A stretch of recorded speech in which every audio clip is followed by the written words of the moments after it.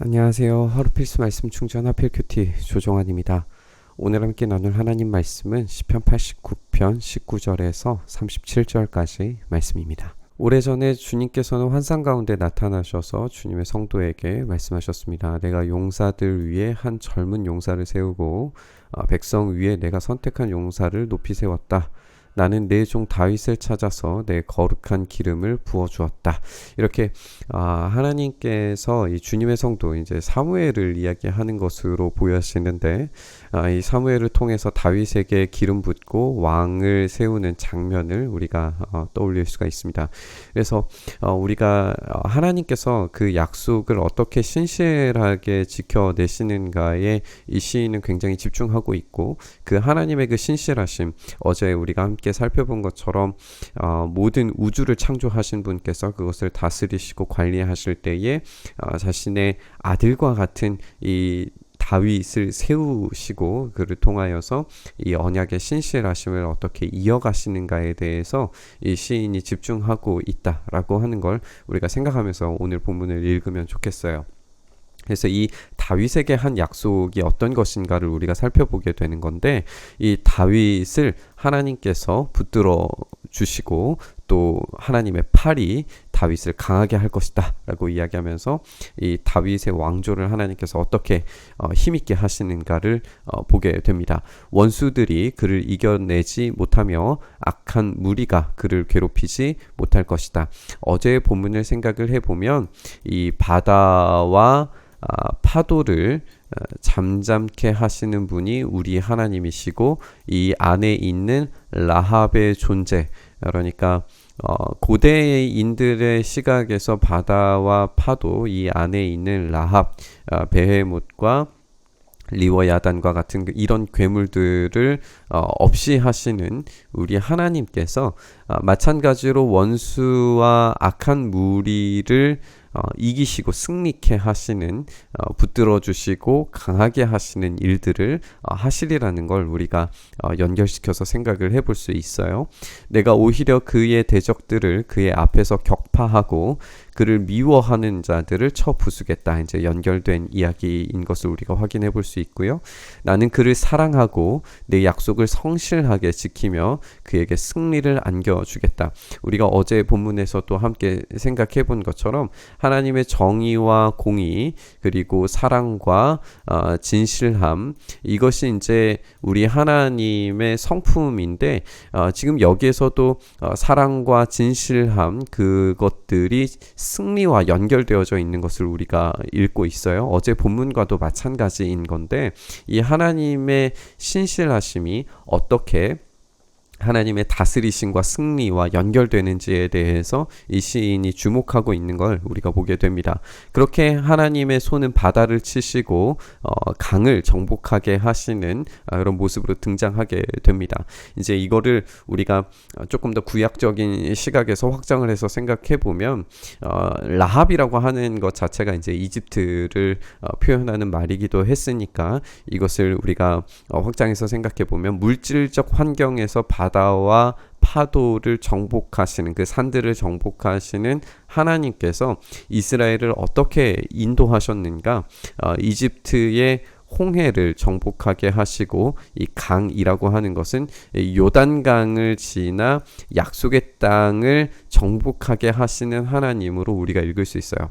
그러니까 이 약속의 땅을 얻게 하심으로써 하나님께서 온 우주의 통치자이시고 이 세계의 관리자이시라는 것을 이스라엘 백성들에게 보여주셨다라고 하는 그런 의미예요. 그래서 그는 이 다윗이시죠. 다윗은 하나님을 일컬어서 주님은 나의 아버지, 나의 하나님, 내 구원의 반석입니다 라고 이렇게 말하게 될 것이다 라고 이야기를 하고 있어요. 그래서 나도 그를, 그러니까 하나님께서는 다윗을 맏아들로 삼아서 세상의 왕들 가운데서 가장 높은 왕으로 삼겠다라고 이렇게 말씀하십니다.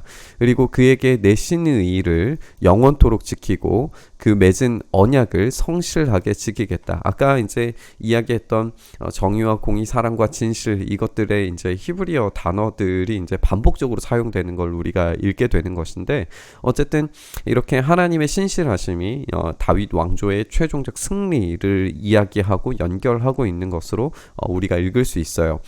그 자손을 길이길이 이어주고 그의 왕위를 하늘이 다할 때까지 영원토록 지켜주겠다라고 하는 약속을 우리가 읽게 되는 겁니다. 하지만 그의 자손이 내 법을 버리고 규례를 따라서 살지 않고 율례를 깨뜨리고 내 계명을 지키지 않게 되면 나는 그 죄를 물어서 채찍으로 치고 그 죄악을 물어서 매질을 하게 될 것이다. 이 하나님의 신실하심은, 이 정의와 공의는 불의를 그냥 내버려 두는 사랑이 아닙니다. 그것에 대한 징계를, 그리고 거기에 대한 심판을 반드시 하시게 되어져 있습니다.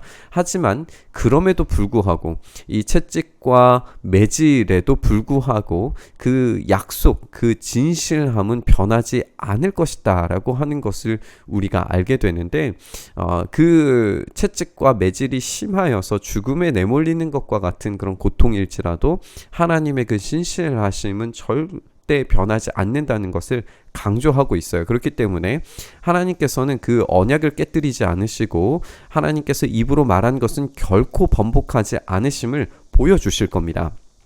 나의 거룩함을 두고 한 맹세를 어찌 이 다윗을 속이는 방식으로 하겠느냐. 결코 그런 일은 없다. 이 약속과 언약은 지켜지고야 만다라고 하는 걸 강조하고 있습니다. 그렇게 다윗의 자손이 영원토록 이어지고 그 왕위는 내 앞에서 태양처럼 있을 것이니 달처럼 구름 속에 있는 진실한 증인처럼 영원토록 견고하게 서 있을 것이다 라고 이야기하면서 하나님의 약속의 신실하심, 결코 변하지 않는 약속이라는 것을, 맹세라는 것을 보여주고 있습니다.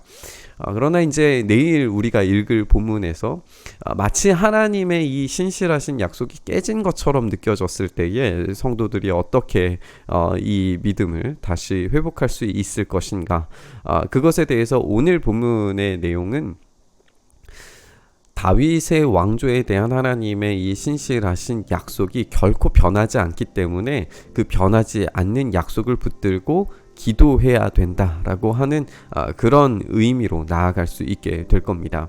그렇다면 신약을 살고 있는 우리는 이 약속이 바로 예수 그리스도를 통하여서 완성된다는 사실을 알 수 있게 됩니다. 다윗 왕조에 대한 이 약속은 예수 그리스도로 말미암아서 완전하게 성취됐습니다.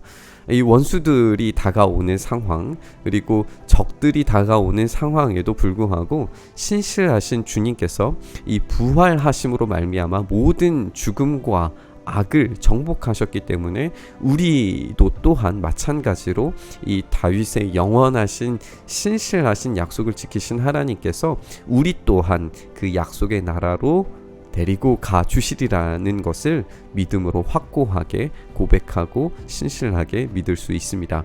그 신실하신 하나님, 정의와 공의와 사랑과 진실이 넘치시는 우리 하나님을 우리가 의지한다면 예수 그리스도를 통한 우리를 다스리시는 그 놀라운 힘을 우리가 믿고 의지할 수 있습니다.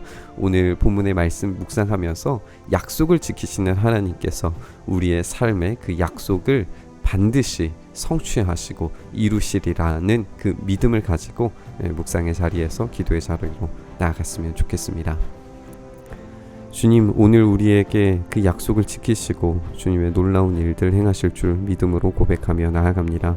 주님, 우리에게 그 일들을 행하셔서 놀라우신 그 사랑 안에 우리가 머무를 때에 주님의 그 약속이, 주님의 그 신실하심이 우리의 삶의 어떤 위기와 어려움 가운데서도 승리케 하시는 놀라운 능력으로 드러나기를 간절히 소망합니다. 그렇게 오늘도 우리의 삶에 일하시고 역사하시기를 간절히 바라고 소망하며 우리 주님 예수님 이름으로 기도드리옵나이다.